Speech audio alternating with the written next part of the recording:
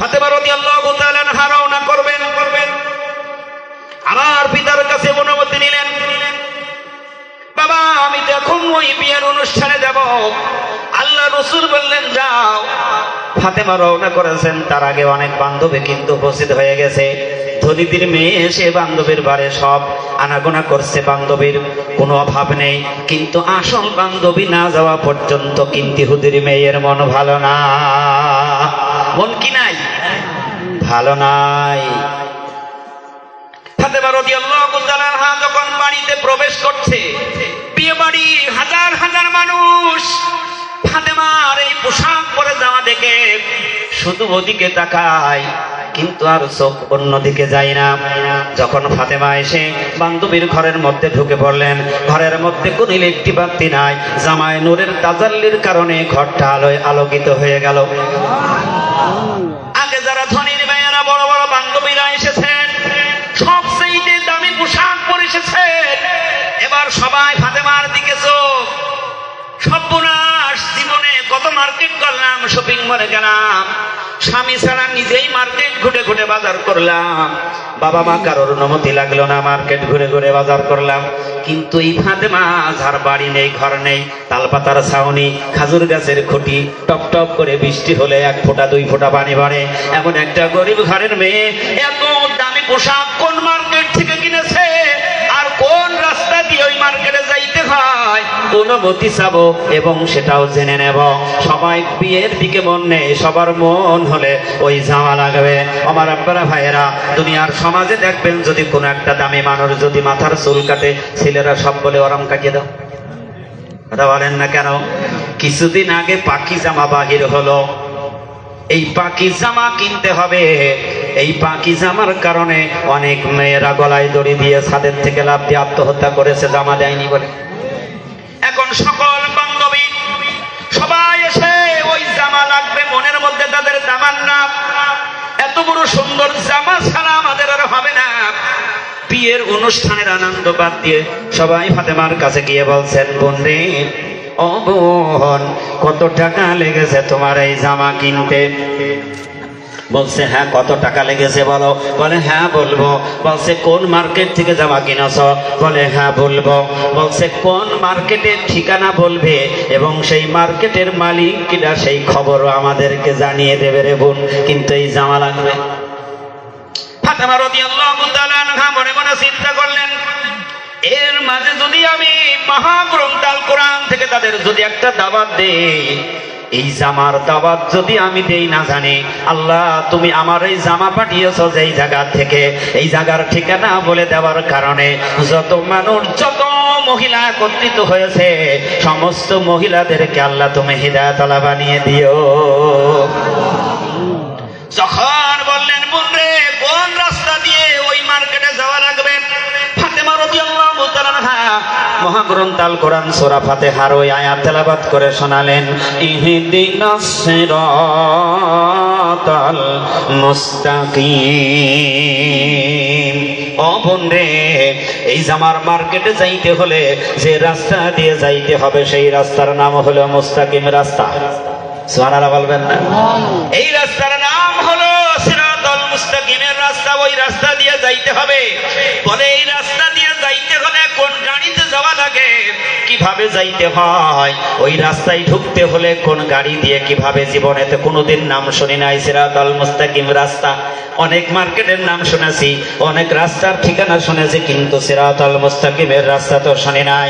আল্লাহর নবী বিশ্ব নবীর কলিজার টুকরা নয়নের পুতুলি মা ফাতেমা বলেন, এই রাস্তা যদি তোমরা গ্রহণ করতে চাও তাহলে শোনো, এই রাস্তায় যেতে হলে 1 নম্বরের কাজ করতে হবে, তার নাম হলো ঈমান। তার নাম কি? এই রাস্তায় যদি চলতে হয় 1 নম্বরের কাজ হলো ঈমান, ঈমান আনতে হবে। ইহুদির মায়েরা সবাই বলে, বোন ঈমান কি জিনিস জানি না, বুঝি না, কেমনে ঈমান আনতে হয় তাও জানি না। ফাতেমা রাদিয়াল্লাহু তাআলা আনহা বললেন, যদি ঈমান আনতে চাও তাহলে তোমরা সবাই আমার সাথে পড়ো, আশহাদু আল্লা ইলাহা ইল্লাল্লাহু ওয়াহদাহু লা শারীকা লাহু ওয়া আশহাদু আন্না মুহাম্মাদান আবদুহু ওয়া রাসূলুহু। জোরে বলুন সুবহানাল্লাহ। সুবহানাল্লাহ। সমস্ত উপস্থিত মহিলারা এক বাক্যে পড়ে নিলেন, কারণ তাদের কি লাগবে? ভালো করে শুনুন, কি লাগবে? এই জামা লাগবে। সবাই এক বাক্যে কালেমা শাহাদাত পাঠ করে ঈমানওয়ালা হয়ে গেলেন। আল্লাহর নবী বিশ্ব নবী বলেন, কোন মানুষ যদি একির বিশ্বাস নিয়ে যদি একবার জবান দিয়ে কালেমা শাহাদাত পাঠ করতে পারে, ওই ব্যক্তির 80 বছরের কুফরি গুনাহ করে আমার আল্লাহ মাফ করে দেয়। তাই জামানার মুজাদ্দিদ হযরত মাওলানা সুফি মুফতি গাসি রাহমাতুল্লাহ আলাইহি গোটা পৃথিবীর মানব জাতিদেরকে ডাক দিয়েছেন, বিশ্বের মানুষ তোমরা প্রত্যেকদিন ওজিফা স্বরূপ কালেমা শাহাদাত পাঠ করো, কারণ কোন মানুষ ভুলের ঊর্ধ্বে নয়। কথা বলেন না কেন? মানুষ কেউ ভুলের ঊর্ধ্বে নয়। মানুষ মাত্রই গুনাহ করে, ভুল করে। যারা কালেমা শাহাদাত পাঠ করবে তাদের ঈমান মজবুত হবে, খাঁটি হবে, গুনাহগুলি আল্লাহ মাফ করে দেবে। ফাতেমা রাদিয়াল্লাহু তাআলা আনহা তাদেরকে কালেমা পড়ালেন। যে ব্যক্তি কালেমা গ্রহণ করবে ওই ব্যক্তি কিন্তু আর বেঈমান থাকতে পারে না, সে এক নম্বরের ঈমানওয়ালা হয়ে যায়। আর ঈমানদারের ওই রাস্তা দিয়ে যাওয়া তার জন্য সহজ হয়ে যায়। আওয়াজ দিয়ে বলুন সুবহানাল্লাহ। এবার বলেন বন্ধে, যে রাস্তার কথা বললাম সিরাতাল মুস্তাকিমের রাস্তা, এই রাস্তা হলো আসল রাস্তা। ওই রাস্তা দিয়ে ওই মার্কেটে যাইতে হয়। এই মার্কেটের নাম কি তোমরা ভালো করে শোনো। আল্লাহর নবী বিশ্ব নবীর মেয়ে ফাতেমা তেলাওয়াত করে শোনাচ্ছেন, জান্নাতুন তাজরি মিন তাহতিহাল আনহার। আল্লাহ কোরআনের মধ্যে বলছেন, জান্নাত এমন একটা জিনিস তার তলদেশ দিয়ে আল্লাহর নহর প্রবাহিত। ও বোন, এই মার্কেটের নাম হলো জান্নাত, যেই জান্নাত থেকে আমার জামাই এসেছে। আবার বলে বোন রে, ওই জান্নাতের মালিককে? ফাতেমা রাদিয়াল্লাহু তাআলা আনহা কোরআনের আয়াত পড়ে শুনিয়ে দিলেন, আল্লাহু লা ইলাহা ইল্লা হুয়াল হাইয়ুল কাইয়্যুম। আল্লাহ যিনি, তার কোন শরীক নেই, লা শারীকা লা, একমাত্র ইলাহা তিনি, একমাত্র ক্ষমতার মালিক তিনি, একমাত্র রাজত্বের মালিক তিনি, একমাত্র বাদশাহী তিনি, আসমানের মালিক, জমিনের মালিক, কুল কায়নাতের মালিক। ও বোন, তোমার আর আমার মালিক তিনি হলেন আল্লাহ। যদি তুমি এই রাস্তা দিয়ে যাওয়া শুরু করো, ওই রাস্তা তোমাকে ওই জান্নাতের মার্কেট পর্যন্ত পৌঁছায় দেবে। আর মার্কেটে যেদিন তুমি পৌঁছায় যাবে, স্বয়ং আল্লাহ রব্বুল আলামিন এর চাইতে দামি পোশাক পরিয়ে দেবে। এই জন্য আল্লাহওয়ালারা তারা কি করেছে? মানুষদেরকে হিদায়াতের পথ দেখিয়েছেন। এই জন্য জালালউদ্দিন রুমি রাহমাতুল্লাহ আলাইহি তিনি বলছেন, সোহবতে সালে তোরা সালে কোনাত, সোহবতে সালে তোরা সালে কোনাত, সোহবতে তলে তোরা তলে কোনাত। সৎসঙ্গে স্বর্গবাস আর অসৎ সঙ্গে হয় সর্বনাশ। ইহুদির মেয়ে কার সাথে বন্ধুত্ব করেছিলেন? তার আমল নামায় কোনো গুনাহ আছে? একটা নেককার। আল্লাহ রাসূল নিজে বলছেন, আমার মেয়ে হবে জান্নাতের সমস্ত নারীদের সর্দারিনী হবে। সুবহানাল্লাহ বলবেন না? আমার মেয়ে হবে জান্নাতের নারীদের সর্দার হবে। আর আমার মেয়ে জান্নাতে সবার আগে যাবে, কিন্তু আমার মেয়ের আগে একজন কাঠুরিয়ার স্ত্রী সে জান্নাতে যাবে। কার স্ত্রী? সে কাঠ কাটে। ওই যে মৌলানা সাহেব অনেক সময় কাঠের ব্যবসার কথা বলেছেন, সে জঙ্গলে কাঠ কেটে রুজি রোজগার করে। ফাতেমার আগে ওই কাঠুরিয়ার স্ত্রী জান্নাতে যাবে। পর্দার আড়ালে আমার অনেক মারা আছে, মা কাঠুরিয়ার স্ত্রী কেন জান্নাতে যাবে একটু শুনুন, একটু শুনুন। কারণ বর্তমান সমাজ যদি, নারীরা যদি ভালো হয়ে যায়, সন্তান সব ভালো হবে। কি হবে? যেই মা পর্দা করে তার সন্তানও পর্দা করতে বাধ্য হয়। আর মা যদি বেহাপানা হয়, সন্তানও রাস্তায় বাইর হয়ে যাবে। ঠিক কিনা জোরে বলেন? তো কাঠুরিয়ার স্ত্রী আমার আগে জান্নাতে যাবে। ফাতেমা এই কথাটা শোনার পরে তার মনের মধ্যে কি সুন্দর একটা আনন্দ লেগে গেছে যে আমি একটু কাঠুরিয়ার স্ত্রীকে একটু দেখতে যাব। বাবার কাছে, আলীর কাছে অনুমতি নিলেন যে আমাকে একটু অনুমতি দেন, আমি একটু ওই কাঠুরিয়ার স্ত্রীর সাথে দেখা করতে যাব। ওদিকে কিন্তু কাঠুরিয়ার স্ত্রী কিন্তু সে মনের মধ্যে কিন্তু বড় আশা নিয়ে আছে যে আমি যেদিন সময় পাবো সেদিন ফাতেমা রাদিয়াল্লাহু তাআলা আনহা নারীদের যেহেতু জান্নাতের সর্দারিনী হবে, আমি ওই ফাতেমার সাথে একটু দেখা করতে যাব। দুজনের মনের মধ্যে নিয়ত হয়ে গেল, কিন্তু আগেই ফাতেমা রওনা করলেন। কার কাছে যাবেন? একটু ভালো করে শুনুন, ওই সুলা কলার আওয়াজ এখানে আসবে। তো তিনি বাড়ি থেকে রওনা করলেন। হুসাইন রাদিয়াল্লাহু তাআলা আনহু ছোট ছেলে পিড়াপিড়ি করছে, মা তুমি কোথায় যাবে? বলছে আমি একটু ওই কাঠুরিয়ার বাড়ি যাব। মা তুমি একা যেও না, আমাকে একটু সাথে নাও। তো সাথে করে নিয়ে গেলেন, রওনা করলেন। ফাতেমার ঘরের দরজায় গিয়ে সালাম দিলেন। একটু ভালো করে শুনুন, কাঠুরিয়ার স্ত্রী ঘরের দরজায় ফাতেমা গিয়ে সালাম দিলেন। বোন তুমি বাড়ি আছো? ভিতর থেকে আওয়াজ হলো, হ্যাঁ বাড়ি আছি। বললো কে তুমি? বললো আমি ফাতেমা। বললো তুমি ফাতেমা? কোন ফাতেমা? ফাতেমা নামের মানুষ পৃথিবীতে অনেক আছে না? ওই ফাতেমা আর এই ফাতেমা কি এক? কোনদিন এক হবে? কিন্তু নামের সাথে নামের ভালোবাসায় আল্লাহ তাআলা অনেক সময় তার মাফ করে দেবে। সুবহানাল্লাহ বলবেন না? এই জন্য নাম রাখতে হলেও ভালো নাম রাখা উচিত, ব্যাখ্যা বুঝে নাম রাখতে হয়। এমন নাম রাখবেন যে সেই নামের ব্যাখ্যার জন্য একেবারে জাতামাতা হয়ে যাবে। এরকম আছে না? নাই পল্টু পল্টু অনেক সময় দেখা আছে বল্টু নাম, ঠন্টু নাম, এটা নাম হলো। মেয়ের নাম টুনটুনি, থই কি থই না। তো ফাতেমা তুমি কোন ফাতেমা? বললেন আমি নবীর মেয়ে ফাতেমা। বলল বোন তুমি আমার সাথে দেখা করতে আসছো, আমি তো ঘরের দরজা খুলতে পারবো না। হিসাব করেছেন কে গিয়েছে? আহা, যার তৈরি না করলে পৃথিবী তৈরি হতো না, তার কলিজার টুকরা মেয়ে ফাতেমা রাদিয়াল্লাহু তাআলা আনহা কাঠুরিয়ার স্ত্রীর সাথে দেখা করতে গেছে। বলছে বোন আমি তো আজকে দরজা খুলতে পারবো না। কেন? যে আমার স্বামীর অনুমতি না নিয়ে আমি আপনার সাথে দেখা করতে পারবো না। আল্লাহর নবী বিশ্ব নবী মহিলাদের ব্যাপারে চারটা কথা বলে দিলেন। ও নারী জাতি, তেল লাগাও, কান লাগাও। আল্লাহর নবী বিশ্ব নবী বলেন মহিলারা যদি চারটা কাজ করে তার জন্য আল্লাহ রাব্বুল আলামিন জান্নাতের 8টি দরজা খুলে রাখবে। কয়টা? 4টা কাজ করবে, আর জান্নাতের দরজা হলো 8টা দরজা তার জন্য খোলা থাকবে। এই 4টা কাজের মধ্যে 1 নম্বরের কাজ হলো ওই মহিলা পর্দা করবে, তার সতীত্ব হেফাজত করবে। 2 নম্বরের কাজ হলো ওই মহিলা নামাজ আদায় করবে। 3 নম্বরের কাজ হলো রমজান মাস যখন পেয়ে যাবে ফরজ রোজাগুলি আদায় করবে। 4র্থ নম্বরের কাজ হলো স্বামীর হুকুম মানবে, স্বামীর কথা মতো তার জীবনটা পরিচালিত করবে। আচ্ছা বলুন, বর্তমান স্বামীর হুকুম স্ত্রীরা মানে নাকি? বলেন মানে নাকি? স্বামীর নাম ধরে ডাকে, তুচ্ছ মনে করে, যায় ইচ্ছা তাই বলে। কথা বলেন না কেন? একটু ভালো করে শুনুন। ভিতর থেকে ঘরের দরজা খুলল না, বলছে বোন ফাতেমা তুমি আজকে চলে যাও, যেহেতু আমার স্বামী তো কাট কাটতে গেছে, সে এখন বাসায় নাই, সে ফিরে আসবে, আমি তার কাছ থেকে অনুমতি নেব।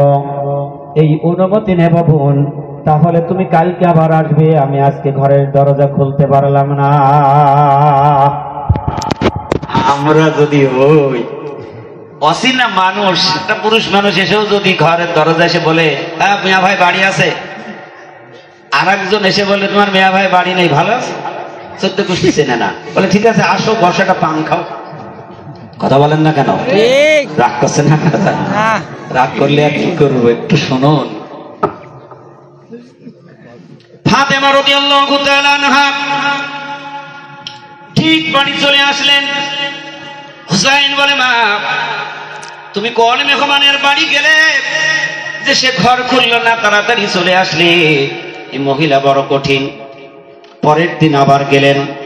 পরের দিন গিয়ে যখন ঘরের দরজায় লক করলেন, স্বামীর কাছে অনুমতি নিয়ে রেখেছে যে ফাতেমা রাদিয়াল্লাহু তাআলা আনহা আমার বাড়ি এসেছিলেন, কিন্তু আপনার অনুমতি না পেয়ে আমি ঘরের দরজা খুলতে পারি না। বলল ঠিক আছে, কালকে আসার কথা বলেছ, তুমি তার সাথে দেখা করো, ঘর খুলে দিও। ইমান মনে মনে আনন্দ করে বসে আছে, জান্নাতি সর্দারিনী আসবে, আমার তার সাথে সাক্ষাৎ হবে, মোলাকাত হবে। তিনি ঘরে দরজার কিনারে বসে রয়েছেন। যখন বাড়িতে ফাতেমা আবার গিয়ে পৌঁছে গেলেন, দরজার কাছে গিয়ে যখন সালাম দিলেন, সালাম দেওয়ার পরে ভিতর থেকে আওয়াজ হলো দরজা খুলবে, সিটকেনির হাত লাগাইছে। হুসাইন বলছে, মা মনে হয় আজকেও দরজা খুলবে না, দেরি হচ্ছে কেন? কে বলছে? ভিতর থেকে আওয়াজ এসে গেল, বোন রে, আজকেও আমার ঘরের দরজা খোলা হলো না। বললাম, বোন কেন পারবে না খুলতে? বললো, না আমি তো স্বামীর কাছ থেকে অনুমতি নিয়েছি আপনার সাথে দেখা করার, কিন্তু হুসাইন আপনার সাথে আছে, স্বামীর কাছে তো আমি অনুমতি নেই নাই, কারণ আমি ঘরের দরজা খুলতে পারলাম না। হাসান আর হুসাইন দুই ভাই, জান্নাতে যত যুবক যাবে সমস্ত যুবকদের হবে সরদার, নেতা হবে। নেতার গুনাহ আছে? সেই নিষ্পাপ শিশু হুসাইন তিনার অনুমতি নাই বলে সেদিনও ঘরের দরজা খোলা হলো না। বললো, বোন রে, দয়া করে আজকেও ফিরে যান, আবার কাল আসবেন। আমরা যদি হইতাম বলতাম, তোর মতো ফরাপড়ার সাথে আমার দেখা করার দরকার নেই, তুই থাক। কথা বলেন না কেন? কারণ এরা কোন রাস্তার মানুষ? ইহদিনাস সিরাতাল মুস্তাকিমের রাস্তার মানুষ। কারণ এরা হলো জান্নাতি মানুষ। এদের অন্তরের মধ্যে এরকমের কোনো অহংকার নেই, কোনো ফকর নেই। কারণ সে নিয়ত করেছে, যেহেতু সে আমার আগে জান্নাতে যাবে, আমি সেই মানুষটারে দেখতে যাব, তার দেখা করবো এই দুনিয়ায় বেঁচে থেকে। পরের দিন আবার ফিরে চলে আসলেন। আসার পরে তিনি সেই আবার মন করে যাচ্ছেন, আজকে মনে হয় দেখা হবে। এবার হাসান টের পেয়ে গেছে, বলছে, মা 2 দিন তুমি হুসাইনের সাথে করে কোথায় যাও? আজকে আমাকে নিয়ে যেতে হবে। একটু ভালো করে শুনুন। এবার হাসান আর হুসাইন দুই ভাই একত্র তোমার সঙ্গে গেলেন, ঘরের দরজায় গিয়ে আবার সালাম দিলেন। ভিতর থেকে আওয়াজ হলো, মনে করছে যাক হুসাইনের অনুমতি তো নিয়েছে, আজকে দরজা খুলে দেব।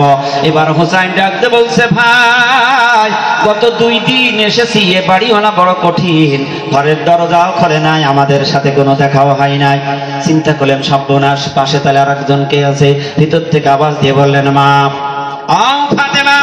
কারণ ফাতেমা যদিও রাসূলের মেয়ে, গোটা জাহানের তিনি হলেন মা। সুবহানাল্লাহ জোরে বলেন। সমস্ত পয়গম্বরদের স্ত্রী হলো গোটা জাহানের প্রত্যেকের জন্য মা। ফাতেমা সবার মা। তিনি ডাক দিয়ে বললেন, ও বোন, বড় আশা নিয়েছিলাম আজকে তোমার সাথে দেখা করব, হুসাইনের অনুমতি নিয়েছি। তোমার পাশে আবার কে এসেছে? বলছে, আমার বড় ছেলে হাসান। বলছে, বোন রে, তুমি আজকেও চলে যাও, আল্লাহর কসম করে বলি আমি আজকেও দরজা খুলতে পারলাম না। আমার মা, একটু কান লাগাও মাইকি, এত সহজ জান্নাত মামু বাড়ি? ও আমার আব্বারা, ভাইয়েরা, মায়েরা, ফাতেমা আবার শেষের দিন রওনা করলেন। হাসান আর হুসাইনের সঙ্গে করে নিয়ে গিয়েছেন। বিবি দুজনার অনুমতি নিয়েছেন, ফাতেমার সাথে দেখা করবেন। আজকে বড় আনন্দ দিয়ে নিয়ে বসে আছে। এবার ফাতেমা গিয়ে যখন সালাম দিলেন, এই সালাম দেওয়ার পর দরজা খুললেন, কোনো কথা বললেন না, কারণ 3 জনের অনুমতি নেওয়া। সুবহানাল্লাহ জোরে বলেন।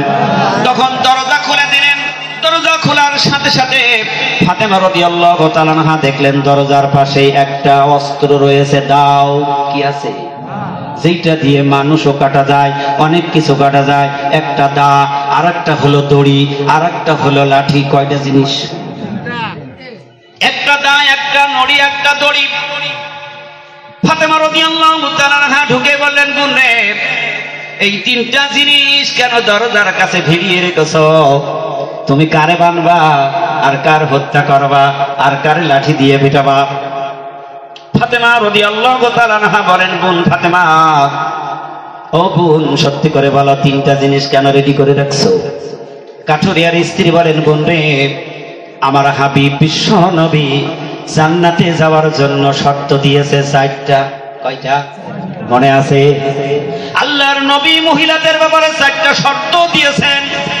1 নম্বরের শর্ত হলো নিজেকে পর্দার মধ্যে রাখা, নিজের সতীত্বকে হিফাজত করা। 2 নম্বরের শর্ত হলো 5 ওয়াক্ত নামাজ আদায় করা। 3 নম্বরের শর্ত হলো রমজান মাসের ফরজ রোজা রাখা। 3 নম্বরের শর্ত হলো স্বামীর অনুগত্য করা, স্বামীর হুকুম মতো নিজের জীবনটা পরিচালিত করা। বোনরে, 4টা শর্তের একটা শর্ত যদি আমার কাছে হয়ে যায়, তাহলে আমি তো জান্নাতে যাইতে পারবো না। আমার জান্নাতে দেওয়া হবে না। তবে আমার অন্তরের মধ্যে এত ভয় স্বামীর ব্যাপারে বন্ধে, এই জন্য আমি 3টা জিনিস রেডি করে রেখেছি। যদি আমি কোনো আমার স্বামীর কাছে যদি অন্যায় করে থাকি, তাহলে আমার স্বামীর জন্যই যে লাঠি রেখেছে, সে আমার লাঠি দিয়ে যেন পিটিয়ে শোধ নেয়। আল্লাহু আকবার বলেন। আর 2 নম্বরের যে দড়ি রেখেছি, আমি যদি এর চাইতে বেশি অন্যায় করি, যেন আমার দড়ি দিয়ে হাত পাও গুলা বেঁধে নেয়, বেঁধে নিয়ে নড়ি দিয়ে পিটিয়েও যদি তার মনের ক্ষোভ না মেটে রে বোন, আমি অস্ত্র রেখেছি যেন আমার গলা কেটে দেয়। এরা মহিলা কয়জনের ঘরে আছে? জান্নাতে যাওয়া মামু বাড়ি নয়। বর্তমান সমাজে দেখবেন সবচেয়ে নারীরা বেশি বেপর্দা। কথা বলেন না কেন? আর বেশি বেপর্দা হয়ে গেল আশার নৈরাশা দিয়ে। কথা বলেন না কেন? আমার আব্বারা ভাইয়েরা, নারীর জাতি বর্তমান দেশের সবচেয়ে মাথা হয়ে গেছে। লোনের ব্যাপারেও নারীরা হেড। ঠিক, পুরুষেরা লোন দেয় না, পুরুষের লোনের ব্যবসা বন্ধ। নারীরা ছাড়া আর লোন পায় না। আগে পুরুষেরা ব্যাংকে যেয়ে লোন নিত জমির দলিল দিয়ে, আর এখন দলিল হলো বাড়ির বউ। ঠিক বলছি নাকি? রাগ করলে কিছু করার নেই। বউ দিলে তার টাকা আছে, বউ নেই তার টাকা না। আল্লাহ রাব্বুল আলামিন বলতে সুদ হারাম হারাম হারাম। কত বড় হারাম! সুদের বড় গুনাহ হলো আল্লাহ রাসূলের সাথে যুদ্ধ করার সমতুল্য গুনাহ। নাউজুবিল্লাহ, ভাগ্যে নেই যে ব্যক্তির মধ্যে সুদ ঢুকে যাবে, সে আল্লাহ রাসূলের সাথে যুদ্ধ করার মতো তার আমলনামায় গুনাহ লেখা হবে। সুদের সবচেয়ে ছোট গুনাহ হলো নিজের দুগ্ধধারী মার সাথে জিনার গুনাহ। খাও, পেট ভরে খাও, গাড়ি বানাও, বাড়ি বানাও, সব কিছু তৈরি করো রে বান্দা। অবৈধ পথে যা করবে না কেন, সবগুলি তোমার জাহান্নামের পাইতারা হবে। পাগল মন আমার তুমি কারলা গিয়া করলা রে বাড়ি ঘর। সুদের টাকা নারী বাড়ি হচ্ছে না, কারণ একতলা আছে, দোতলা করা লাগবে। হাউস বিল্ডিং এ লোন খালি যাওয়ার দরকার। কথা বলেন না কেন? পাগল মন আমার তুমি কারলা গিয়া করলা রে সুখের ঘর। ও পরতলায় বাতি জ্বলে, ও পরতলায় বাতি জ্বলে, নিস্তলাতে অন্ধকার তুমি কারলা গিয়া করলা রে সুখের ঘর। পাগল মন আমার তুমি কারলা গিয়া করলা রে সুখের ঘর। ভাই বলো বন্ধু বলো,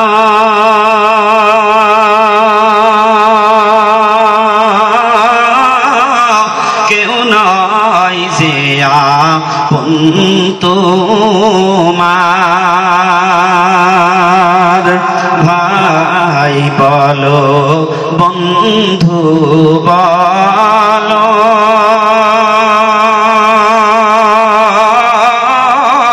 কেউ নয় যে আপন তোমার। 2-4টা দিন কেঁদে গেহো, 2-4টা দিন কেঁদে গেহো, রাগবে না তো খোঁজ খবর তুমি কারলা গিয়া করলা রে বাড়ি ঘর। পাগল মন আমার তুমি কারলা গিয়া করলারে সুখের ঘর। আজকে ঘর বানালাম, কিন্তু এই ঘরে কি চিরস্থায়ী থাকা লাগবে? যাবে থাকা? এই ঘর ছেড়ে আমার আপনার যেতে হবে। সেই ঘরের কিন্তু বাতি ধরানোর কাজ আমাদের নাই। উপরে খুব চাকচিক্য রঙের বাতি সব লাগালাম, কিন্তু আসল ঘর যদি অন্ধকার থাকে কোনো লাভ হবে? কোনো লাভ হবে না। আমার আব্বারা ভাইয়েরা, এই জন্য সুদমুক্ত জীবন যতদিন না হবে, আমার নামাজ, আমার রোজা, আমার কুরবানি, আমার হজ, আমার যাকাত কোনটাই আল্লাহর দরবারে কবুল হবে না। এ কথা কে বলছে? হানিফ মাইতে ছেলে বলছে না, কথা আল্লাহ বলেছে। সেই কথা বিশ্ব নবী উটা জাহানের শুনিয়েছেন। নবী চলে গেলেন, সিদ্দিকরা তখন এই বাণী প্রচার করলেন। সুবহানাল্লাহ বলবেন না? তাহলে রসুল চলে যাওয়ার পরে সিদ্দিকরা এই বাণী গোটা পৃথিবী ব্যাপী প্রচার করলেন। সিদ্দিকরাও পৃথিবীর থেকে বিদায় নিলেন, শহীদিনরা লেগে গেলেন প্রচার করতে। তারাও চলে গেলেন। তারাও চলে যাওয়ার পরে শেষ জামানায় এ প্রচার থাকবে কি থাকবে না? যতদিন কোরআন আছে ততদিন দিন আছে, ততদিন দিনের দাওয়াত আছে।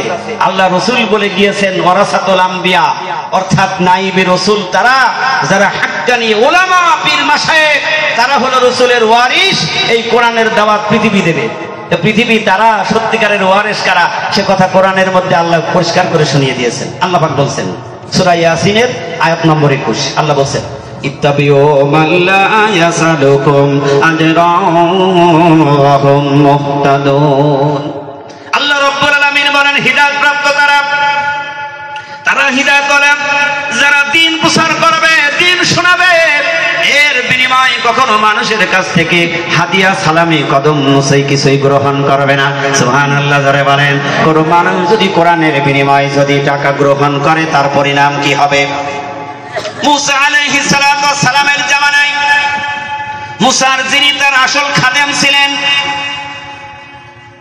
মুসার খাদেম মুসা আলাইহিস সালাতু ওয়াস সালামের সাথে থেকে থেকে ওই জামানার বড় মাওলানা, বড় আলেম হয়ে গেছে। দেখবেন ড্রাইভারের সাথে যদি হেল্পার থাকে, সেও একদিন ড্রাইভার হয়। কথা বলেন না কেন? মাস্টারের ছাত্র, সেও একদিন মাস্টার হয়। ডাক্তারের কাছে যারা থাকে, ওই ডাক্তারের কাছে থেকে থেকে সেও একদিন ডাক্তার হয়।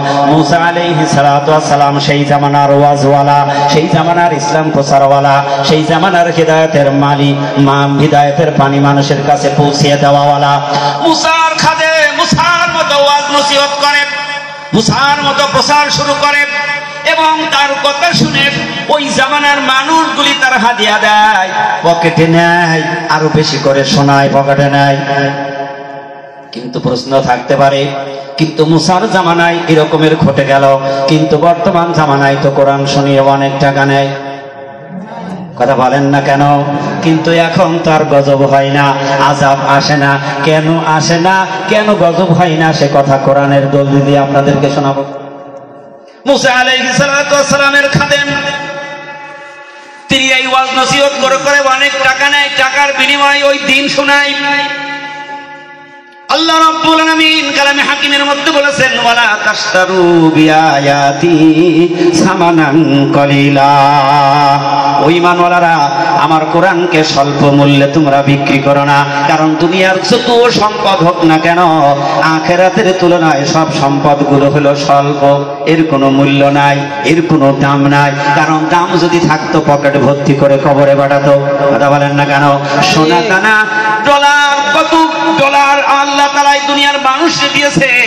দুনিয়ার সম্পদের মূল্য থাকলে বলতো যাক, কাফনের মধ্যে দিয়ে বেচারা জীবনের মতো চলে যাচ্ছে, 2 বিঘা জমি বিক্রি করে দেয়, আরো তো 10 বিঘা থাকবে কাফনের মধ্যে দিয়ে। কারণ দুনিয়ার টাকা পয়সা পরকালের জন্য কোনো মূল্য হবে না। মূল্য ওই টাকার তখন হবে ওই মানুষটা যদি ওই টাকা দান করে, ওই টাকা যদি এসির মিসকিনের দেয়, ওই টাকা যদি গরিব দুঃখী মানুষের হাতে দেয়, তাহলে দুনিয়ার সব সম্পদ টাকাতে নিতে পারবে। ওর দান সদকা ভালো কাজ যদি টাকার বিনিময় করে, ওই টাকা কোনো চোর ডাকাতে খাইতে পারবে না। ওর বিনিময় আল্লাহ সেদিন প্রতিদান দেবে। আমার আব্বারা ভাইরা, মুসার খাদেম এমন একটা মজলিসে আলোচনা করছে, আল্লাহ তাআলা রাগ হয়ে গেছে। ও বান্দা, তোর উদ্দেশ্য হলো টাকা কামাই করা। কি উদ্দেশ্য? কারণ তোর দিনের প্রচার করার উদ্দেশ্য নয়, টাকা কামাই করার উদ্দেশ্য। আল্লাহ রাব্বুল আলামিন তার উপরে গজব নাজিল করলেন, লানত দিলেন। ওই গজব লানতের কারণে মুসার খাদেমকে একটা পশুর ন্যায় বানিয়ে দিলেন, আকৃতি হয়ে গেল শুয়োরের মতো। নাউজুবিল্লাহ ধরে বলেন। এখন সমস্ত উপস্থিত মানুষগুলি চিন্তা করলো, সর্বনাশ, এ কেন হয়ে গেল, এখন কি উপায়, কি করা যাবে? সমস্ত মানুষ চিন্তা করলো, এর ছেড়ে দেওয়া যাবে না গলায় রশিতে। আল্লাহু আকবার বলেন। দে গলায় রশিতে, গলায় রশি পরিয়ে টানতে টানতে মুসা আলাইহিস সালাতু ওয়াস সালামের কাছে নিয়ে আসলেন। সব ঘটনাগুলি আল্লাহ কোরআনের মধ্যে বলে দিয়েছেন। মুসার সামনে যখন নিয়ে গেলেন, মুসা দেখেই বুঝতে পারলেন কি ব্যাপার, এনা মনে হচ্ছে আমার খাদেম, তার চেহারা বদলাই গেছে। তার কারণটা কি? যদিও বদলিয়ে গেছে, কিন্তু মানুষের রূপ তার মধ্যে কিছু আছে। কথা বলেন না কেন? মানুষের রূপ কিন্তু পশুর সাথে কি মিল হবে নাকি? বডির মিল হবে না, হাত পার মিল হবে না, কিন্তু আল্লাহ বানিয়ে দেবে হাত দুইটা পায়ের মতো বানিয়ে দেবে। মুসা খাদেমকে ধরে সামনে যখন নিয়ে আনলেন, আল্লাহর পয়গম্বর মুসা আলাইহিস সালাতু ওয়াস সালাম দুটো হাত তুললেন, মালিক আল্লাহ, তুমি গজব দিয়ে আমার খাদেমরা এমন বানিয়ে দিন, আল্লাহ তুমি তারে মাফ করে দাও। আল্লাহ রাব্বুল আলামিন বললেন, মুসা, সব দোয়া আমি আল্লাহ সহ্য করতে পারি না, সব দোয়া আমি কবুল করতে পারি না, কারণ সে আমার দিন নিয়ে নাফরমানি করেছে, আমার কোরআন নিয়ে হাদিস নিয়ে সে আজকে বেঈমানি করেছে। কারণ আমি আল্লাহ 1,24,000 পয়গম্বর প্রেরণ করেছি, কোন পয়গম্বর দিনের প্রচার করে গাড়ি বানায় নাই, বাড়ি বানায় নাই, দিন প্রচার করে তারা টাকা রোজগারের চিন্তা ভাবনা করে নাই। এই জন্য আমি আল্লাহ তাআলা বড় রাগ হয়ে গেছে। তো খাদেম, মুসার খাদেমকে আমি আল্লাহ তাআলা দুনিয়ার মধ্যেই তার সাজা দিলাম। কারণ বিশ্ব নবীর আগে যত পয়গম্বর এসেছে, পয়গম্বরের উম্মতেরা যদি নাফরমানি করতে, আল্লাহর সাথে সাথে গজব দিয়ে দিত। কিন্তু আল্লাহ রাব্বুল আলামিন শেষ পয়গম্বর বিশ্ব নবী মুহাম্মদ রাসূলুল্লাহকে দুনিয়ায় পাঠালেন, আর নবীর একটা বড় খিতাব দিলেন, মা আরসালনাকা ইল্লা রাহমাতাল লিল আলামিন। যারা বলতে হবে সুবহানাল্লাহ। আল্লাহ তার পয়গম্বরকে খিতাব দিলেন, মা আরসালনাকা ইল্লা রাহমাতাল লিল আলামিন। আল্লাহ পাক সকল রহমতের ধারা দিয়ে বিশ্ব নবীকে প্রেরণ করলেন, সবচেয়ে দামি করে তিনি পাঠালেন।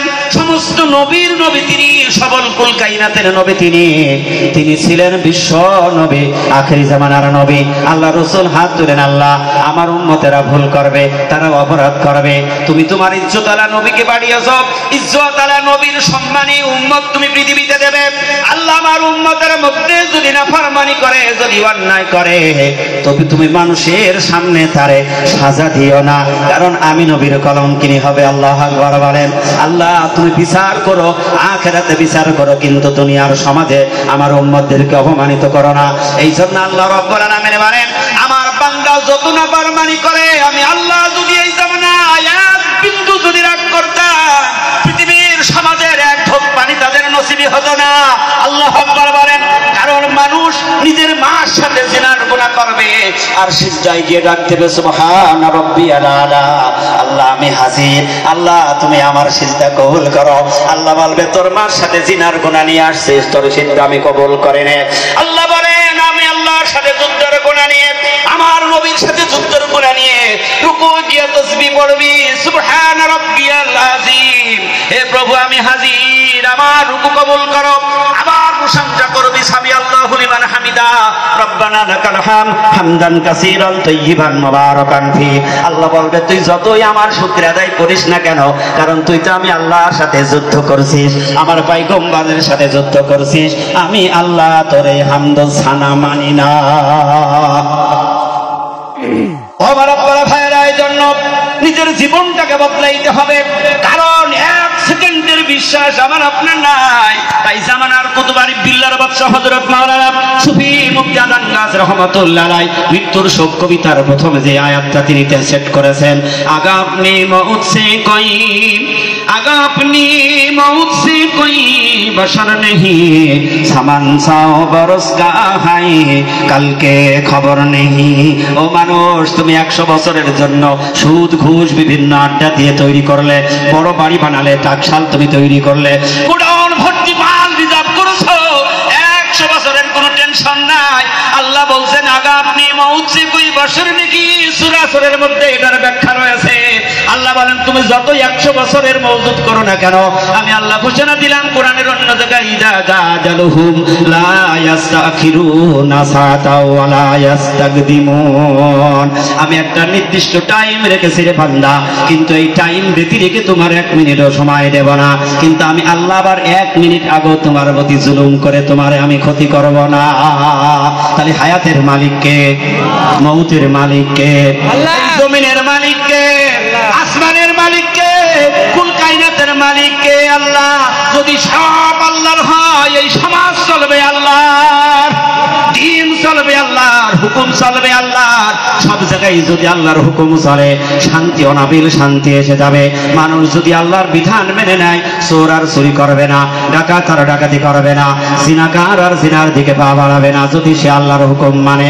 একজন বেদুইন সাহাবী নতুন ইসলাম কবুল করেছে, তিনি ঘরে ফিরে চলে যাচ্ছে। যদি সে আল্লাহর ভয় যদি তার অন্তরে হয়ে যায়, আদর্শ কেমন হবে? যুবক ছেলে, সে এখনো বিয়ে করে নাই, ভরা টকটকে যুবক। আমার সামনে বেশিরভাগ যুবক আছে, দাড়ি পাকা মুসল্লি কিন্তু আমি কম দেখছি, কারণ ইসলামের জাগরণ হয়েছে যুবক দিয়ে। সুবহানাল্লাহ, জোরে বলো। ইসলামের জাগরণ হয়েছে যুবক দিয়ে। আর বড় দাপট বাদশাগুলি যুবকের হাতে কতল হয়েছে। আল্লাহু আকবার বলো। আল্লাহু আকবার। আমার আপনারা ভাইয়েরা, ইসলাম হলো এমন একটা জিনিস, যারা ইসলামের মধ্যে এসে যাবে, ওই মানুষের আদর্শের পরিবর্তন হয়ে যাবে, তার চরিত্রের পরিবর্তন হয়ে যাবে। এই বেদুইন সাহাবী বাড়ির দিকে রওনা করেছেন, আর একজন মহিলা আত্মীয় বাড়ি থেকে তার নিজের বাড়ি যাবে, কিন্তু হাঁটা পথ ছিল আগের জামানায়, ছিল কি ছিল না? এই নলমারের মানুষ বলেন পাটের বোঝা মাথায় নিয়ে আলমডাঙ্গায় হেঁটে গেছে। এই তো সেদিনের কথা। রাস্তার মধ্যে মাজা সমান কাদা। ডিজিটাল আস্তে আস্তে আস্তে আস্তে পরিবর্তন। এখন রহিম মোড়ে ভ্যান ছাড়া আর যায় না, ঠিক কিনা ধরে বলো? সেই জামানার মানুষ হাঁটা চলা বেশি করতো, গাড়ি ঘোড়া ছিল না, পাহাড়িয়া পথ, সরুপথ দিয়ে যাইতে হবে এমন একটা রাস্তা দিয়ে রওনা করেছেন। ওদিক থেকে যুবক, এদিক থেকে যুবতী মহিলা, দুজনার একজনারও বিয়ে হয়নি। দূর থেকে যুবককে দেখে মহিলা চিন্তা করছে, আল্লাহ, বাঘের ভয় করি নাই, কোনো অজগরের ভয় করি নাই, আমি কোনো সিংহের ভয় করি নাই, আমি এখন ঘরে যাব, কারণ তুমি আল্লাহ হিফাজতকারী। আল্লাহ তুমি কোরআনের মধ্যে বলে দিয়েছো, ওয়া কানা হাক্কান আলাইনা নাসরুল মুমিনিন, তুমি মুমিন বান্দার জন্য সাহায্যকারী ওয়াজিব। আল্লাহ তুমি ছাড়া আমার আর রক্ষা করার কেউ নেই। দিলের মধ্যে ভয় আছে, আমার সতীত্ব নিয়ে মনে হয় আমি আর ঘরে যাইতে পারবো না। কারণ যে যুবক আসছে, কারণ যেই জামানা রাসূল এসেছিলেন, ওই জামানাটা ছিল জাহেলিয়াতপূর্ণ জামানা। জিনা, ব্যভিচারী, হত্যা, খুন খারাপি, সন্ত্রাসী, চাঁদাবাজি, কোনো কিছু মানুষের কাছে ভেদাভেদ ছিল না। জিনা, ব্যভিচারী সব ওপেন হতো। ওই জামানার মানুষ যারা ঈমান এনেছে, তাদের সবচেয়ে বড় ভয় যেন আমার সতীত্ব নিয়ে আমি ঘরে যাইতে পারি। মনের মধ্যে দিলে ভয় লেগে গেল, আল্লাহ আজকে আমার সতীত্ব আর থাকবে না। কারণ সামনে আসছে কি? একটা যুবক আসছে, কারণ তার মনের মধ্যে ভয়। চিন্তা করলে এখন তার উপায় নেই, পেছিও তো যাইতে পারবো না, কারণ আমার ঘরে যাইতে হবে। সরু পথের মধ্যে তিনি এক সাইডে বসে পড়ছেন, চুপটি দিয়ে, আল্লাহ তুমি যদি আমারে বাঁচাও তাহলে আমার, নইলে বাঁচাবার কেউ। আমরা ভরসা কি আল্লাহর করতে পারি? কথা বলুন না কেন? সব জায়গায় আল্লাহর ভয় করে না। বিপদ আসলে আল্লাহর ডাকে, ঝড় উঠলে কালেমা পড়ে, মাগরিবের আগে যদি ঝড় হয় কালেমা পড়ে, গলা শুকালো কিন্তু মাগরিবের নামাজে নাই। ঠিক কথা বলেন না কেন? ঈশান নামাজে ঝড়, লা ইলাহা কালেমা পড়তে ঘরে আযান দিয়েছে, কারণ আযান দেয় নামাজের জন্য, ঝড়ের জন্য আযান দিল বেটা, ফজরের জামাতে নাই, তাহলে আল্লাহর ভয় করে নাকি? ও তো ঘর ঠেকানো আযান। কথা বলেন না কেন? ঝড়ের থেকে বাঁচার আযান, আল্লাহর ভয়তে আযান দিলে অবশ্যই সে আল্লাহর গোলামের জন্য যাইতো।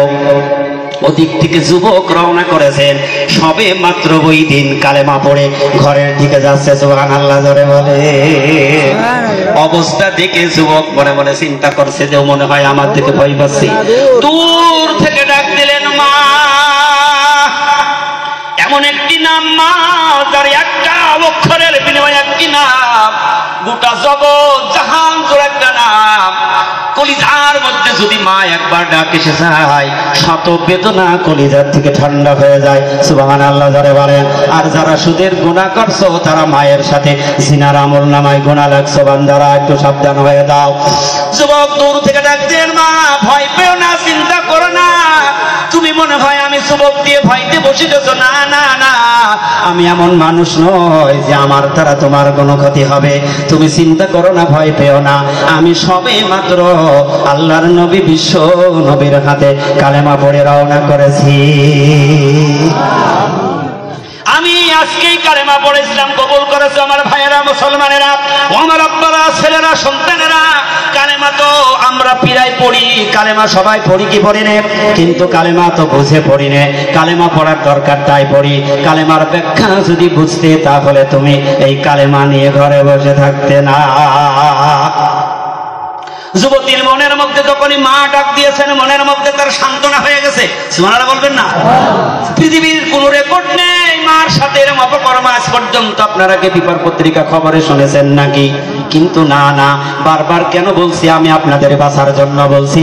এই গুনাহ নিয়ে যদি কবরে যাও, কবরে জায়গা হবে না, কবর তোমার ছেড়ে দেবে না, আল্লাহ তোমার রেহাই দেবে না। এমন একটা জাহান্নামের মধ্যে ফেলে দেবে, সেই জাহান্নামের ধোঁয়ার কথা আল্লাহ রাসূল বলেছেন। জাহান্নামের আগুন দূরে থাক, যদি জাহান্নামের একটু ধোঁয়া যদি জমিনের মধ্যে কি একটু লাগতো, ওই জমিনে জীবদিন আর কোনোদিন ঘাস উঠতো না। যুবক এসে দাঁড়িয়ে গেলেন, মা তুমি ভয় পেও না, আমি তোমার গন্তব্যস্থলে পৌঁছাই দেবো। ইমানের মর্যাদা কত, ইমানের দাম কত, আমি তোমার ঘরে পৌঁছে দেবো। মা তুমি চিন্তা করো না, ভয় করো না। যুবতীর দিনের মধ্যে সান্ত্বনা জেগে গেল। বলছে, বাবা তাহলে তুমি আমার পিছনে আসো, আমি আগে আগে যাই। আল্লাহু আকবার বলেন। কিছুক্ষণ একটু হাঁটার পরে যুবকের মনের মধ্যে চিন্তা হলো, আমি সবে মাত্র কালেমা পড়লাম, কারণ আল্লাহ রাসূল আমাকে শুনিয়ে দিয়েছেন শয়তান হলো চির দুশমন। শয়তান কি? শয়তান চির দুশমন। শয়তান মানুষকে ধোঁকা দিয়ে বেরাস্তা করে। তার অন্তরের মধ্যে জেগে গেল, না জানি এই মুহূর্তে শয়তান এসে যদি আমার ধোঁকা দেয়, কারণ এখানে নির্জন কেউ নেই, আমি একা, ও মহিলাও একা। আমি যদি ধোঁকায় পড়ে যাই, তাহলে আমার ইমানও যাবে, আমার সব যাবে, আমার কালেমাও যাবে, আমার রাসূলের আদর্শও যাবে, সব চলে যাবে। মহিলার ডাক দিয়ে বলল, মা তুমি একটু দাঁড়াও, একটু দাঁড়াও, তুমি আগে যাইতে পারবা না, আমি আগে যাব, তুমি আমার পিছনে থাকো। আমি যদি রাস্তা ভুলে যাই, ডান দিক কি বাম দিক, কোন দিকে যাইতে হবে, তুমি একটু পেছন দিকে ইশারা করো। বলেন, ভুলে গেলে মানুষ জিজ্ঞাসা করে কি করে না? বলে তুমি আমার একটু জানিয়ে দিও কোন দিকে যাব। যখনই ডাইনে বাইনে রাস্তা আছে, পিছন থেকে বলে বাবা ডাইনে যাও। এইভাবে করে যখন বাড়ি পৌঁছে গেল, বলল বাবা এটাই আমার থাকার জায়গা, এটাই আমার ঘর, এখানে আমি এসে গেছি। এবার যুবক বলছে, মা তাহলে তুমি ঘরে যাও, এবার আমার গন্তব্যস্থলে আমি চলে যাব। ইমানদার কারে বলে? ইমান তারাও এনেছে, আমরাও ইমানের কালেমা পড়ছি, ঠিক না বে ঠিক? তাদের মন মস্তিষ্ক তৈরি হলো এরকমের, আর আমরা কালেমা পড়া মুসলমান, আমাদের আদর্শের পরিবর্তন নাই। 60 বছর 80 বছর হয়ে গেল, এখনো হুঁশ হলো না, তাহলে হুঁশ আবার হবে কবে? ঠিক কিনা জোরে বলেন।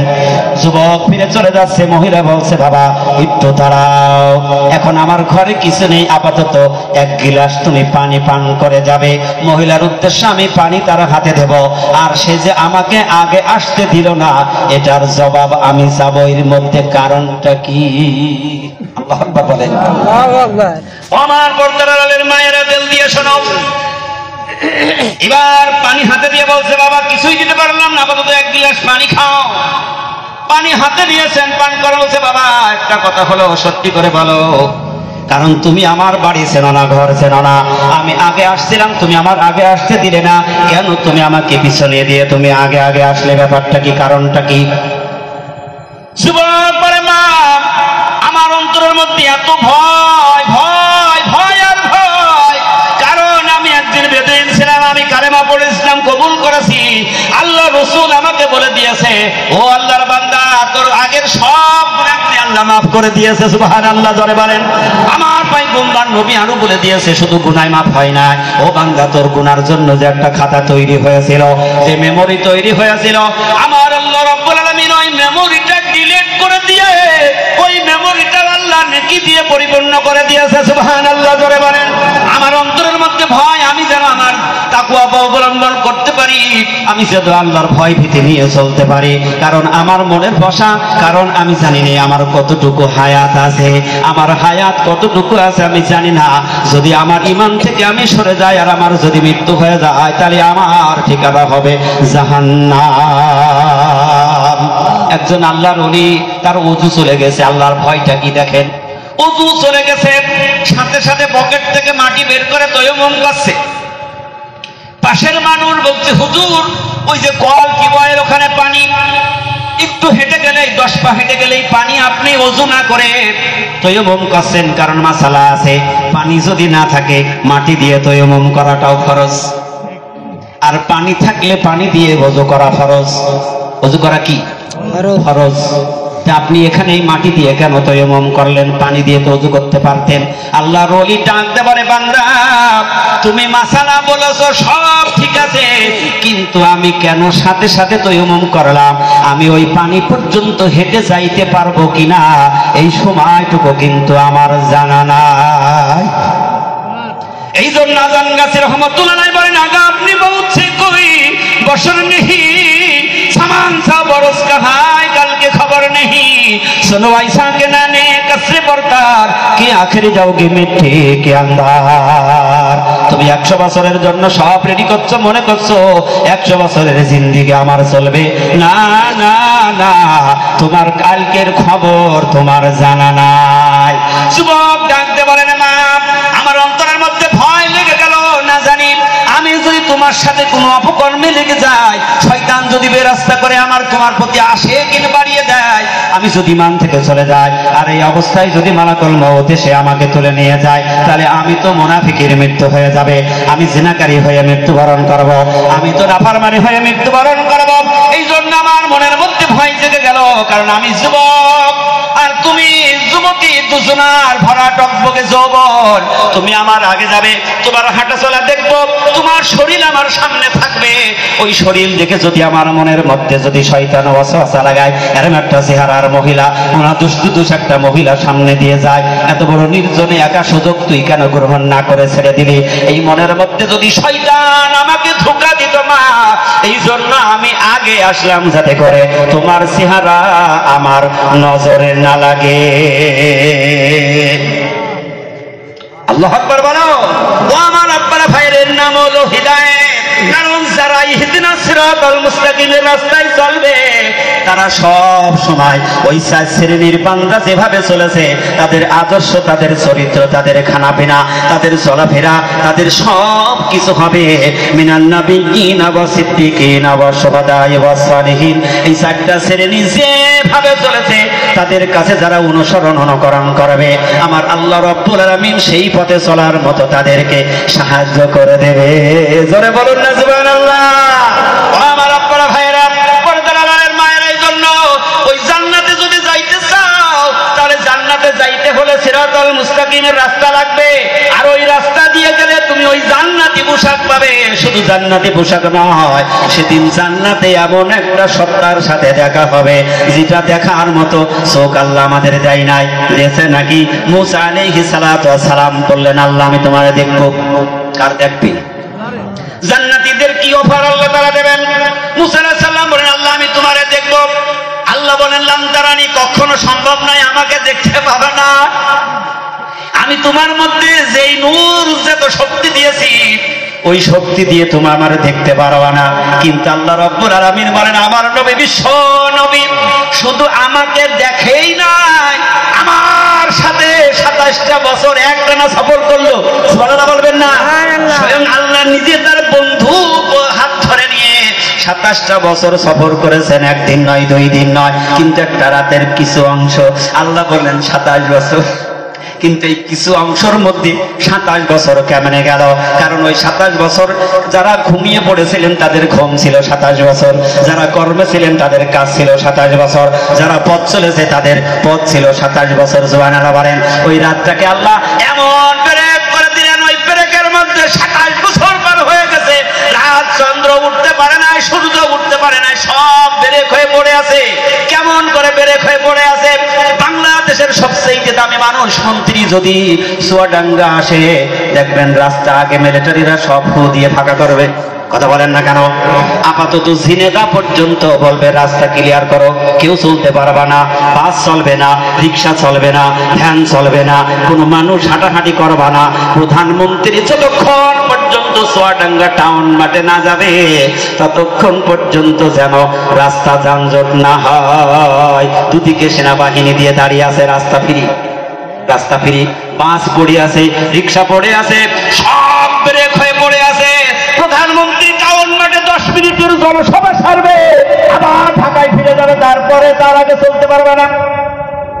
যদি দুনিয়ার একজন সাধারণ মন্ত্রী, যার দাম আল্লাহর কাছে আছে কিনা একমাত্র আল্লাহ জানে, আর আল্লাহ বলেন আমার নবী বিশ্ব নবীকে আমি সৃষ্টি করলাম একমাত্র আমার বন্ধু রূপে, আমি যদি তারে না বানাইতাম জমিনও বানাইতাম না, আসমানও বানাইতাম না।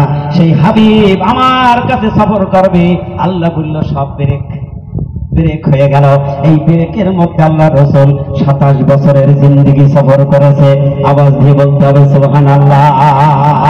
সেই নবীর উপরে এত মর্যাদা আল্লাহ দিয়েছেন, তার মধ্যে সবচাইতে বড় মর্যাদা হলো আল কোরআন। এটাই আমার শেষ কথা। সবচাইতে বড় মর্যাদা হলো আল কোরআন। যারা এই কোরআনের সাথে সম্পর্ক করবে, এ কোরআন তাদের ছেড়ে চলে যাবে না। এ বাণী সকলের নয় শুধু মুমিনের, এ বাণী সকলের নয় শুধু মুমিনের, সারাই চলবে মেনে ফল পাবে কোরআনে। যাহার পরশ লেগে পাথর হলো সোনা, সোনা বলবেন না, যাহার পরশ লেগে পাথর হলো সোনা, সন্দেহ ভুল নেই যার একটি কণা। সোনা বলবেন না? আমার আব্বারা ভাইয়েরা, এই কোরআনের সংস্পর্শে যে গেল পাথরের মতো শক্ত মানুষগুলি মোমের মতো নরম হয়ে গেল। সুবহানাল্লাহ বলেন। আল্লাহর নবী বিশ্বনবী বলেন জান্নাতীদেরকে শুধু পোশাকই দেওয়া হবে না, এত বড় অফার দেওয়া হবে সেদিন জান্নাতে। মুসা আলাইহিস সালাম বলেন আমি আল্লাহ তোমাকে দেখবো, বললো না দেখতে পারবে না। কিন্তু আল্লাহ যখন বারবার বলেন না পারবে না, মুসা বলেন না আমি দেখবই, আমার সাথে দেখা দিতে হবে। আল্লাহ বলেন তাহলে তুমি যদি দেখতে চাও তাহলে তুর পাহাড়ে যাও। মুসা আলাইহিস সালাতু ওয়াস সালাম তুর পাহাড়ে গিয়ে দাঁড়িয়ে আছে। এবার পাহাড়ে উঠবে, আল্লাহ বলছে পার জুতা খোলো। পাওয়ার কত কম আর বেশি বুঝাও, শোনো রে বান্দারা। মুসার বললেন জুতা খুলে পাহাড়ে যাও। একটা পাহাড়, আর আল্লাহর নবী যেদিন মিরাজের সফরে যাচ্ছেন, রওনা করবেন, পায়ে জুতা রয়েছেন, জুতা খুলে বুরাকে উঠবেন। আল্লাহ রাব্বুল আলামিন ফেরেশতা রুহুল আমিন জিবরাইলকে সাথে সাথে বললেন জিবরাইল আমার হাবিবকে নিষেধ করো তার জুতা যেন না খোলে। আল্লাহু আকবার বলেন। মুসা পাথরের পাহাড়ে উঠবে, আল্লাহ বলছে জুতো খুলে আয়, কারণ আমার নূরের তাজাল্লির মধ্যে তোর জুতো শেষ হয়ে যাবে, ধ্বংস হয়ে যাবে, জুতাটা বাইরে রেখে আয়, কারণ ওই পাহাড় আমার নূরের তাজাল্লিতে থাকবে না। মুসা আলাইহিস সালাম আল্লাহকে দেখবে, আল্লাহ রাব্বুল আলামিন একটা পর্দা সরিয়ে তার একটু নূরের তাজাল্লি পাহাড়ের দিকে লাগালেন। সুবহানাল্লাহ জোরে বলেন। ওই নূরের তাজাল্লি এত তীক্ষ্ণ, মুসা আলাইহিস সালাম যেই পাহাড়ে ছিলেন, পাহাড়টার সাথে সাথে পুড়ে ছাই হয়ে গেলেন। কিন্তু মুসা দাঁড়িয়ে আছে, মুসার গায়ে কিন্তু কোনো আগুন স্পর্শ করে নাই। মুসা কিন্তু আল্লাহকে দেখতে পারলো না। আর আল্লাহ রাব্বুল আলামিন বলেন আমার হাবিবকে ডাকতে বলে, আমার হাবিব যেন জুতা না খোলে, জুতা পাই দিয়ে আসতে বলো, কারণ আমার হাবিবের জুতার ধুলি আমার আরশে আজিমকে ধন্য করে দেবে। নবীর যত বড় পাওয়ার, যত দাম, নবীর উম্মতের হবে তত দাম। নবীর উম্মতের যারা জান্নাতি হবে, জান্নাতে চলে যাবে, তাদের আশা পূর্ণ হয়ে যাবে। কিন্তু মনের মধ্যে একটা চাওয়া চাওয়া ভাব থাকবে। এই ভাবের কথা কেউ বলার সাহস পাবে না, একমাত্র যিনি বলবেন তিনি হলেন নবী মুহাম্মদুর রাসূলুল্লাহ। আল্লাহর নবী বিশ্ব নবী আল্লাহর কাছে বলবে আল্লাহ তুমি জান্নাতীদের সব ওয়াদা পূর্ণ করেছো, এখন একটা বাকি। সেটা কি? একটা বাকি। আল্লাহ বলবেন দোস্ত হাবিব কোনটা বাকি তুমি বলো। আল্লাহর নবী বিশ্ব নবী বলবেন আল্লাহ তুমি না তোমার বান্দার কাছে ওয়াদা করেছিলে জান্নাতে আমার বান্দাদের সামনে দেখা হবে, আমি বান্দাদের সামনে গিয়ে বসবো, সেদিন দেখা করাবো। রাসূল যখন বলবেন, আল্লাহ বলবেন ঠিক আছে, খামাখা খালি খালি দেখবো না, তাহলে একটা জান্নাতীদের নিয়ে একটা মঞ্চ তৈরি করা যাক, একটা নসিহতের মঞ্চ তৈরি করা যাক। সবাই জান্নাতীরা থাকবে সেই মাহফিলের মেহমান, আর তার মধ্যে প্রধান বক্তা, বিশেষ বক্তা থাকবে এবং সভাপতিও থাকবে। সুবহানাল্লাহ আসতে বলে। ও আমার আপনারা ভাইয়েরা, কুরআন পাগলেরা ভালো করে শোনো, সেদিন আল্লাহ রাব্বুল আলামিন জান্নাতীদেরকে নিয়ে একটা মঞ্চ তৈরি করবেন, একটা সুন্দরী রকমের মাহফিলের ব্যবস্থা করবেন। তার মধ্যে তিনি প্রধান অতিথি হিসাবে দাওয়াত দেবেন, তিনি হবেন নবী মুহাম্মদুর রাসূলুল্লাহ। প্রধান বক্তা হয় না অনেক মাহফিলে, প্রধান বক্তা হবেন নবী মুহাম্মদুর রাসূলুল্লাহ। আর বিশেষ বক্তা হিসাবে দাওয়াত দেবেন দাউদ আলাইহিস সালাতু ওয়াস সালামকে। সুবহানাল্লাহ, সুবহানাল্লাহ। দাউদ নবীকে দাওয়াত দেওয়া হবে সেই মঞ্চে। আর যিনি সভাপতির চেয়ারে বসবেন তিনি হলেন আমার আল্লাহ রাব্বুল আলামিন। আওয়াজ দিয়ে বলুন সুবহানাল্লাহ। এবার মঞ্চ তৈরি হলো, সভাপতির আসনে বসে গেল। আল্লাহ পাক ডাক দিয়ে বলেন, আমার দাউদ, পৃথিবীতে আমি তোর সবচেয়ে কণ্ঠ দান করেছিলাম, এই কণ্ঠের জন্য পশু পাখি কীট পতঙ্গ গাছপালা তরুলতা নদীর মাছ পর্যন্ত পাগল ছিল। দাউদ যখন তার কিতাব যখন তেলাওয়াত করতেন, তেলাওয়াতের কণ্ঠ শুনে নদীর মাছগুলি পর্যন্ত কিনারে উঠে আসতো। সুবহানাল্লাহ জোরে বলেন। কিন্তু দাউদের কণ্ঠ নবীর কণ্ঠের সাথে কত পার্থক্য হবে সেদিন বুঝবে জান্নাতীরা। এবার দাউদ আলাইহিস সালামকে আল্লাহ অনুমতি দেবেন, দাউদ তুমি কোরআনুল কারীম একটু তেলাওয়াত করে জান্নাতীদেরকে শোনাও। দাউদ আলাইহিস সালাম কোরআন তেলাওয়াত করবেন। তো মা আনসালনা আলাইকাল কুরআনা লিতাশকা। কষ্ট পেলেন এতক্ষণ আপনারা? দাউদ আলাইহিস সালামের এই কণ্ঠের তেলাওয়াত শুনে জান্নাতীরা এত মুক্ত হয়ে যাবে, জান্নাতীরা হুঁশহারা হয়ে যাবে। সুবহানাল্লাহ জোরে বলেন। মন তাদের এমন হয়ে যাবে যেন বেহুশ হয়ে যাচ্ছে, তাদের মনের মধ্যে যাচ্ছে আল্লাহ এই জান্নাতি সুর যেন আমরা জান্নাতে সারা জীবন দাউদের কণ্ঠের সুর শুনতে পাই। দাউদের কণ্ঠের সুর যেন আমরা জান্নাতে সারা জীবন শুনতে পাই। মন মাতাল হয়ে গেছে। এবার সূরা তাহা শেষ হয়ে যাবে। দাউদ আলাইহিস সালামকে বলবে, এবার তোমার শেষ হলো, এবার তোমাদের সবচেয়ে যিনি বড় মেহমান, প্রধান মেহমান যিনি নবী মুহাম্মদুর রাসূলুল্লাহর কণ্ঠের তেলাওয়াত শোনো। আল্লাহু আকবার বলেন। ও জান্নাতীরা শোনো, দুনিয়ায় কোরআন পড়তে চাওনি, কোরআন বোঝনি, কোরআনের হুকুম মানানি, কোরআনের হক অনুযায়ী জীবন পরিচালিত করা নয়, কোরআনের শাসন করনি, কোরআনের পার্লামেন্ট তৈরি করনি, কোরআনের পক্ষে স্লোগান দাওনি, বাতিলের পক্ষে স্লোগান দিয়ে জীবন নষ্ট করেছো। যারা কোরআন মেনেছে আজকে তাদেরকে শোনো। ও জান্নাতীরা, কেউ জাহান্নামে কেউ জান্নাতে, এবার তোমরা তার কণ্ঠের তেলাওয়াত শোনো। এবার নবীর যখন হুকুম দেবে আল্লাহর নবী বিশ্ব নবী, এবার সূরা ইয়াসিন নবীজির কণ্ঠে তেলাওয়াত শুরু করবে। এবার আল্লাহর হাবিব বিশ্ব নবী যখন সূরা ইয়াসিন পড়বে, ইয়াসিন ওয়াল কুরআনিল হাকীম ইন্নাকা লামিনাল মুরসালিনা আলা সিরাতিম মুস্তাকিম। ও মুস্তাকিমেরা, জান্নাতীরা সিরাতাল মুস্তাকিমের রাস্তায় ছিলে বিধায় আজকে তোমরা জান্নাতের মেহমান হতে পেরেছো। সুবহানাল্লাহ জোরে বলেন। জান্নাতীরা রাসূলের কণ্ঠের তেলাওয়াত শুনে সেদিন পাগল হয়ে যাবে, পাগল হয়ে যাবে, আর চিৎকার দিয়ে বলতে থাকবে, এই মিষ্টি মধুর কণ্ঠ দুনিয়ায় ছিল, কিন্তু আমরা সেদিন যদি আরো শুনতাম আরো নিয়ামতের অধিকারী হতে পারতাম। এবার আল্লাহর নবী যখন সূরা ইয়াসিনের তেলাওয়াত যখন শেষ হয়ে যাবে, রাসূল থেমে যাবে, আল্লাহ রাব্বুল আলামিন তখন বলবে, ও জান্নাতীরা রে, আমি দুনিয়ার যার কণ্ঠ দিয়ে এলাম তার উপরে কোরআন দিই নাই, কিন্তু তার কণ্ঠের কোরআন তেলাওয়াত শুনতে তোমাদের কেমন লাগলো? সবাই বলবে মারহাবা মারহাবা মারহাবা মারহাবা। তার মানে সেইটার ভালো হয় না। আবার বলবেন আল্লাহ তাআলা, আমি যার উপরে কোরআন নাজিল করলাম, ও জান্নাতীরা রে, তার কণ্ঠের তেলাওয়াত তোমাদের শুনতে কেমন লাগলো? জান্নাতীরা বলে, আল্লাহ এই তেলাওয়াত যেন আমাদের সারা জীবন জান্নাতে লেগে থাকে।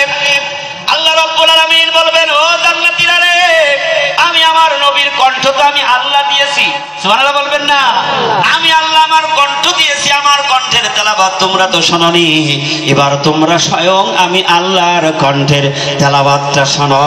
আল্লাহ রাব্বুল আলামিন সূরা রহমান তেলাওয়াত শুরু করবেন। আর রহমান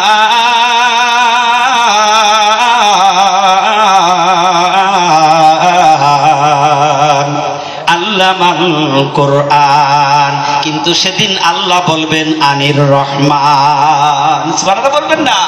জান্নাতীরা বেহুশ হয়ে মাতাল হয়ে পড়ে যাবে, জান্নাতি হুরেরা দরখাস্ত করবে, আল্লাহ তাড়াতাড়ি সভা ভেঙে দাও, শেষ করে দাও। এইভাবে যদি তেলাওয়াত থাকে এই জান্নাতে আমাদের স্বামীদেরকে আমরা আর পাবো না। কোন জমিনের মাটি আমার